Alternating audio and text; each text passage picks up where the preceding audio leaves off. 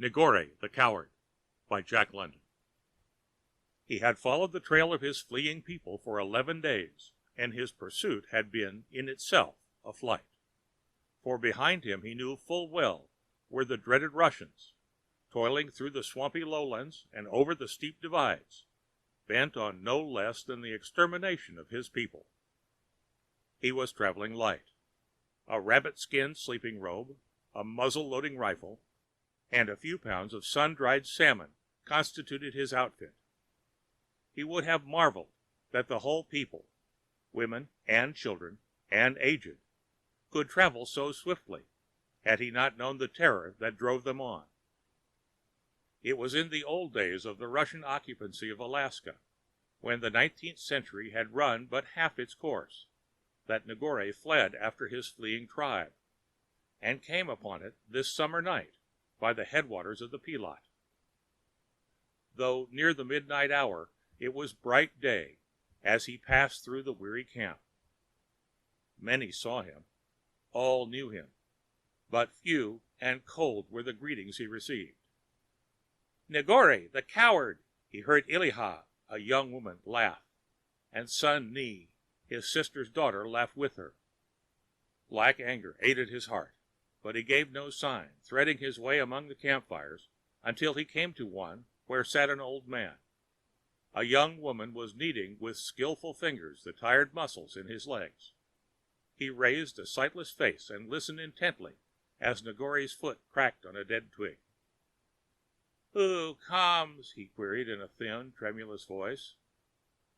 "Negore," said the young woman, scarcely looking up from her task. Negore's face was expressionless. For many minutes he stood and waited. The old man's head had sunken back upon his chest. The young woman pressed and prodded the wasted muscles, resting her body on her knees, her bowed head hidden as in a cloud by her black wealth of hair.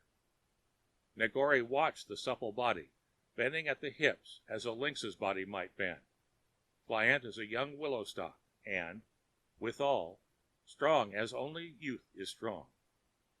He looked, and was aware of a great yearning, akin in sensation to physical hunger. At last he spoke, saying, "Is there no greeting for Negore, who has been long gone, and has but now come back?" She looked up at him with cold eyes. The old man chuckled to himself after the manner of the old. "Thou art my woman, Oona," Negore said, his tones dominant, conveying a hint of menace. She arose with cat-like ease and suddenness to her full height, her eyes flashing, her nostrils quivering like a deer's. "I was thy woman to be, Negore, but thou art a coward. The daughter of old Kinoos mates not with a coward."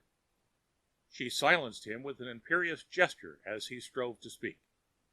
"Old Kinoos and I came among you from a strange land. Thy people took us in by their fires and made us warm, not asked whence or why we wandered. It was their thought that old Kinoos had lost the sight of his eyes from age. Nor did old Kinoos say otherwise, nor did I, his daughter. Old Kinoos was a brave man, but old Kinoos was never a boaster. And now, when I tell thee how his blindness came to be, thou wilt know beyond question that the daughter of Kinoos cannot mother the child of a coward, such as thou art, Negore." She again silenced the speech that rushed up to his tongue. "No, Negore, if journey be added unto journey of all thy journeyings through this land, thou wouldst not come to the unknown Sitka on the great salt sea. In that place there be many Russian folks. Their rule is harsh, and from Sitka old Kinoos, who was young Kinoos in those days, fled away with me, a baby in his arms, among the islands in the midst of the sea. My mother dead tells the tale of his wrong. A Russian, dead with a spear through the breast and back, tells the tale of the vengeance of Kinoos. But wherever we fled, and however far we fled, always did we find the hated Russian folk. Canoes was unafraid, but the sight of them was a hurt to his eyes. So we fled on and on, through the seas and years, till we came to the great fog sea, Negore, of which thou hast heard, but which thou hast never seen. We lived among many peoples, and I grew to be a woman, but Canoes grew old, took to him no other women, nor did I take a man. At last we came to Pastolik, which is where the Yukon drowns itself in the great fog sea. Here we lived long, on the rim of the sea, among a people by whom the Russians were well hated. But sometimes they came, these Russians, in great ships, and made the people of Pastolik show them the way through the islands uncountable of the many-mouthed Yukon. And sometimes the men they took to show them the way never came back, until the people became angry and planned a great plan. So, when there came a ship, old Canoe stepped forward and said he would show the way. He was an old man then, and his hair was white, but he was unafraid. And he was cunning, for he took the ships to where the sea sucks into the land, and the waves beat white on the mountain called Romanoff. The sea sucked the ships into where the waves beat white, and it ground upon the rocks and broke open its sides.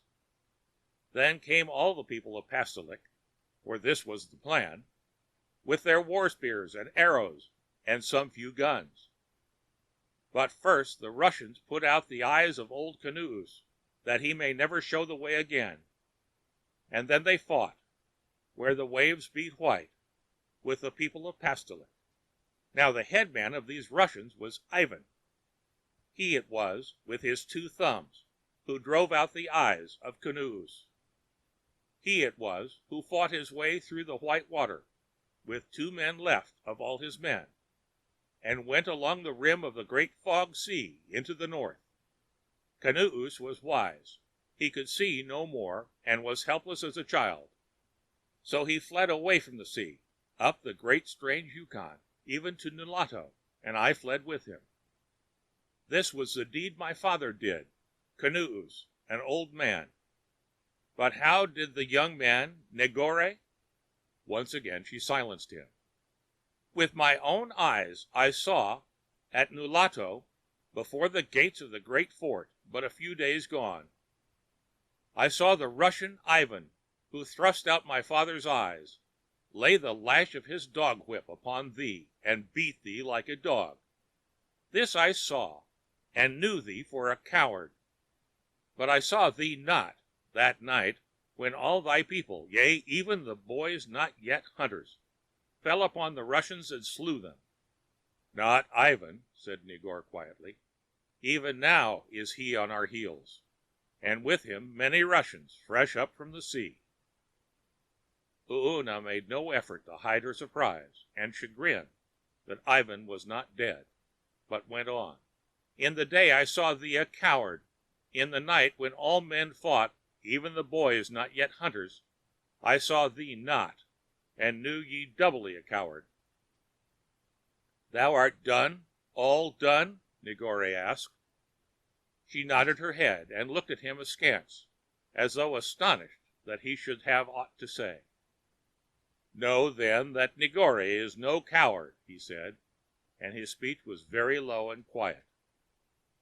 Know that when I was yet a boy, I journeyed alone down to the place where the Yukon drowns itself in the great fog sea. Even to Pastolik I journeyed, even beyond, into the north, along the rim of the sea. This I did when I was a boy, and I was no coward. Nor was I a coward when I journeyed a young man and alone up the Yukon further than man had ever been, so far that I came to another folk with white faces, who lived in a great fort and talked a speech other than that the Russians talk. Also have I killed the great bear of the Tanana country, where no one of my people hath ever been. And I have fought with the Nukyuklets and the Kaltags and the Sticks in far regions, ever I, and alone. These deeds whereof no man knows, I speak of myself. Let my people speak for me of things I have done which they know. They will not say, Negore is a coward." He finished proudly, and proudly waited. "These be things which happened before I came into the land," she said, "and I know not of them. Only do I know what I know, and I know I saw thee lashed like a dog in the day, and in the night, when the great fort flamed red, and the men killed and were killed, I saw thee not. Also, thy people do call thee Negore the coward. It is thy name now, Negore the coward. It is not a good name." Old Canoes chuckled. "Thou dost not understand, Canoes," Negore said gently, "but I shall make thee understand. Know that I was away on the hunt of the bear with Kamotah, my mother's son. And Kamotah fought with the great bear. We had no meat for 3 days, and Kamotah was not strong of arm or swift of foot. And the great bear crushed him, so, till his bones cracked like dry sticks. Thus I found him, very sick and groaning upon the ground. And there was no meat, nor could I kill aught that a sick man might eat. So I said, I will go to Nulato and bring thee food, also strong men to carry thee to camp. And Kamotah said, Go thou to Nulato and get food, but say no word of what has befallen me. And when I have eaten, and am grown well and strong, I will kill this bear. Then will I return in honor to Nulato, and no man may laugh and say, Kamotah was undone by a bear. So I gave heed to my brother's words. And when I came to Nulato, and the Russian Ivan laid the lash of his dog whip upon me, I knew I must not fight. For no man knew of Kamotah sick and groaning and hungry. And did I fight with Ivan and die, then would my brother die too. So it was, Oona, that thou sawest me beaten like a dog. Then I heard the talk of the shamans and chiefs, that the Russians had brought strange sicknesses upon the people, and killed our men, and stolen our women, and that the land must be made clean. As I said, I heard the talk, and I knew it for good talk, and I knew that in the night the Russians were to be killed. But there was my brother, Kamotah, sick and groaning, with no meat, so I could not stay and fight with the men and the boys not yet hunters. And I took with me meat and fish, and the lash marks of Ivan, and I found Kamotah no longer groaning, but dead. Then I went back to Nulato, and behold, there was no Nulato, only ashes where the great fort had stood, and the bodies of many men. And I saw the Russians come up the Yukon in boats, fresh from the sea, many Russians. And I saw Ivan creep forth from where he lay, and make talk with them. And the next day I saw Ivan lead them upon the trail of the tribe. Even now they are upon the trail, and I am here, Negore, but no coward. This is a tale I hear, said Oona, though her voice was gentler than before. Kamotah is dead and cannot speak for thee, and I know only what I know, and I must know thee of my own eyes, for no coward. Negore made an impatient gesture. There will be ways and ways, she added. Art thou willing to do no less than old Canoes hath done? He nodded his head and waited. As thou hast said, they seek for us even now, these Russians. Show them the way, Negore, even as old Canoes showed them the way, so that they may come unprepared to where we wait for them in the passage up the rocks. Thou knowest the place where the wall is broken and high. Then will we destroy them, even Ivan. When they cling like flies to the wall, and the top is no less near than the bottom, our men shall fall upon them from above and either side, with spears and arrows and guns, and the women and children from above, shall loosen the great rocks and hurl them down upon them. It will be a great day, for the Russians will be killed and the land will be made clean. And Ivan, even Ivan, who thrust out my father's eyes and laid the lash of his dog whip upon thee, will be killed. Like a dog gone mad, he will die, his breath crushed out of him beneath the rocks. And when the fighting begins, it is for thee, Negore, to crawl secretly away so that thou be not slain." "Even so," he answered, "Negore will show them the way. And then?" "And then I shall be thy woman, Negore's woman, and the brave man's wife. And thou shalt hunt meat for me, an old canoes, and I shall cook thy food, and sew 3 warm parkas and strong, and make 3 moccasins after the way of my people, which is a better way than the people's way.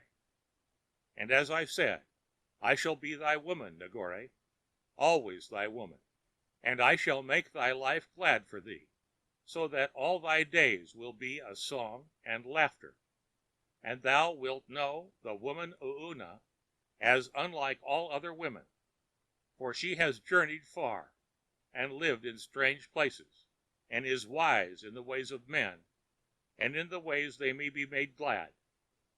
And in thy old age will she still make thee glad, and thy memory of her in the days of thy strength will be sweet, and thou wilt know always that she was ease to thee, and peace, and rest, and that beyond all women to other men has she been a woman to thee." "Even so," said Negore, and the hunger for her ate at his heart, and his arms went out for her as a hungry man's arms might go out for food. "When thou hast shown the way, Negore," she chided him, but her eyes were soft and warm, and he knew she looked upon him as a woman had never looked before. "It is well," he said, turning resolutely on his heel. "I go now to make talk with the chiefs, so that they may know I am gone to show the Russians the way." "Oh, Negore, my man," she said to herself as she watched him go. But she said it so softly that even old Canoes did not hear, and his ears were over keen, what with his blindness. 3 days later, having with craft ill concealed his hiding place, Negore was dragged forth like a rat and brought before Ivan. Ivan the Terrible, as he was known by the men who marched at his back. Negore was armed with a miserable bone-barbed spear, and he kept his rabbit-skin robe wrapped closely about him, and though the day was warm, he shivered as if with ague.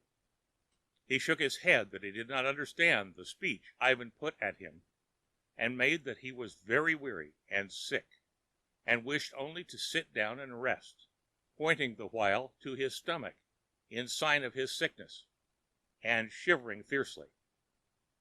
But Ivan had a man from Pastolik who talked the speech of Negore, and many and vain were the questions they asked him concerning his tribe, till the man from Pastolik, who was called Karduk, said, "It is the word of Ivan that thou shalt be lashed till thou diest if thou dost not speak.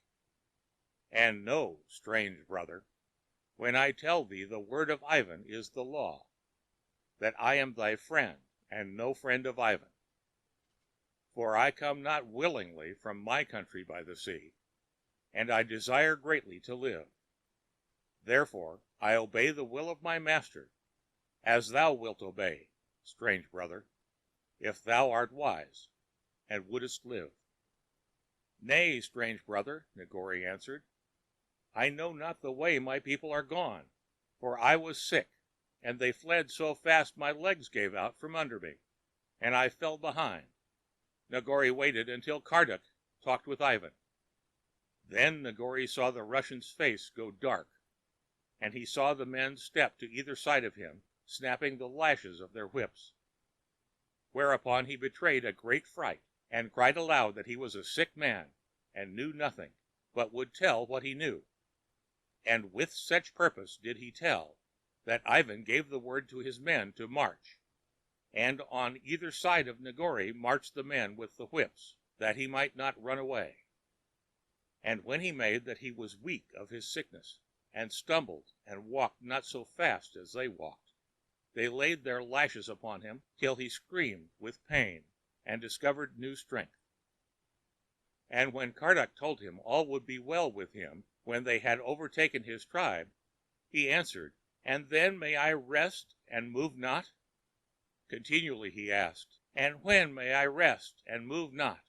And while he appeared very sick, and looked about him with dull eyes, he noted the fighting strength of Ivan's men, and noted with satisfaction that Ivan did not recognize him as the man he had beaten before the gates of the fort. It was a strange following his dull eyes saw. There were Slavonian hunters, fair-skinned and mighty muscled, short, squat Finns with flat noses and round faces; Siberian half-breeds, whose noses were more like eagle beaks; and lean, slant-eyed men who bore in their veins the Mongol and Tartar blood, as well as the blood of the Slav.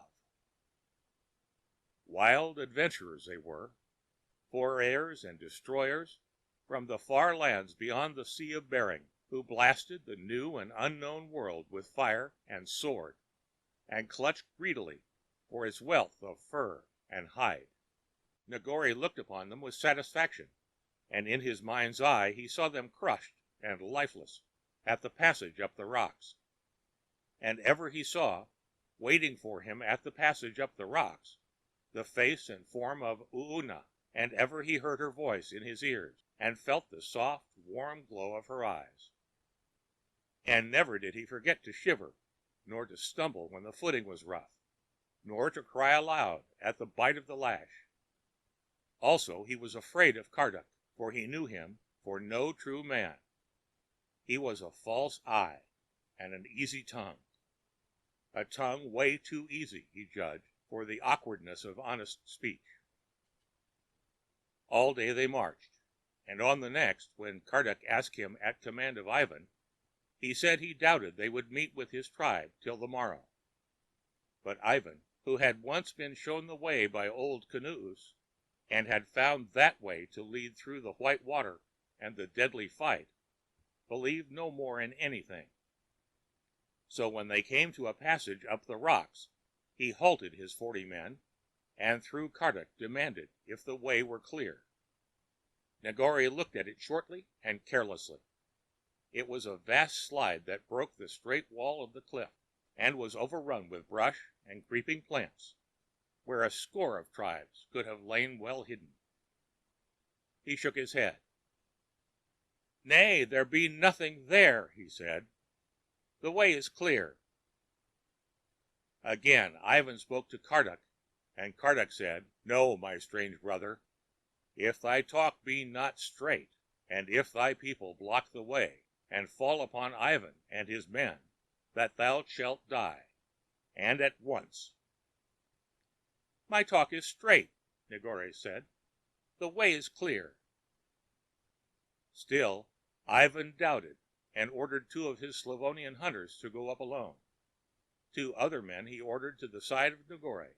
They placed their guns against his breast and waited. All waited. And Negore knew, should 1 arrow fly or 1 spear be flung, that his death would come upon him. The 2 Slavonian hunters toiled upward until they grew smaller and smaller, and when they reached the top, they waved their hats that all was well. They were like black specks against the sky. The guns were lowered from Negore's breast, and Ivan gave the order for his men to go forward. Ivan was silent, lost in thought. For an hour he marched, as though puzzled, and then, through Karduk's mouth, he said to Negore, "How didst thou know the way was clear, when thou didst look so briefly upon it?" Negore thought of the little birds he had seen perched among the rocks and upon the bushes, and smiled.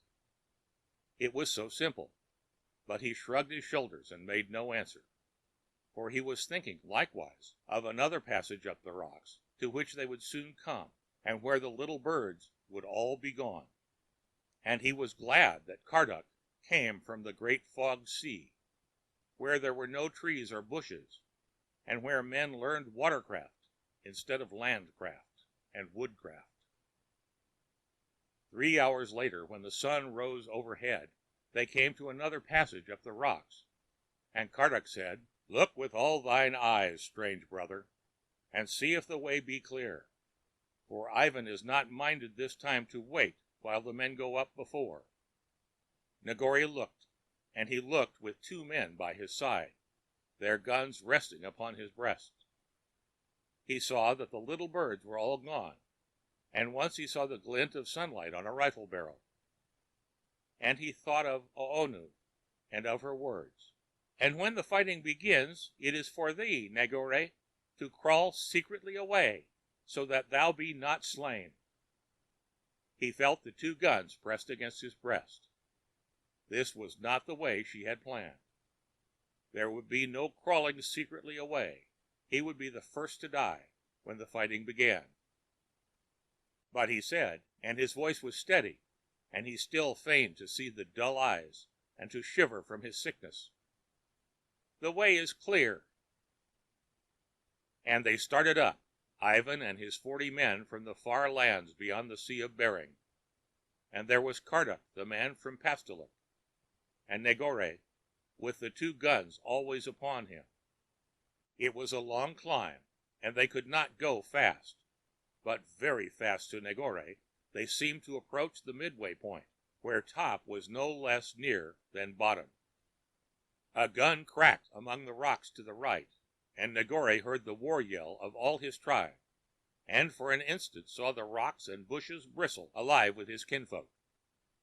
Then he felt torn asunder by a burst of flame hot through his being, and as he fell he knew the sharp pangs of life as it wrenches at the flesh to be free.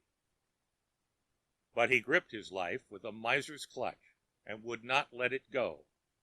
He still breathed the air, which bit his lungs with a painful sweetness, and dimly he saw and heard with passing spells of blindness and deafness the flashes of sight and sound again, wherein he saw the hunters of Ivan fall to their deaths, and his own brothers fringing the carnage and filling the air with a tumult of their cries and weapons, and, far above, the women and children loosing the great rocks that leapt like things alive and thundered down.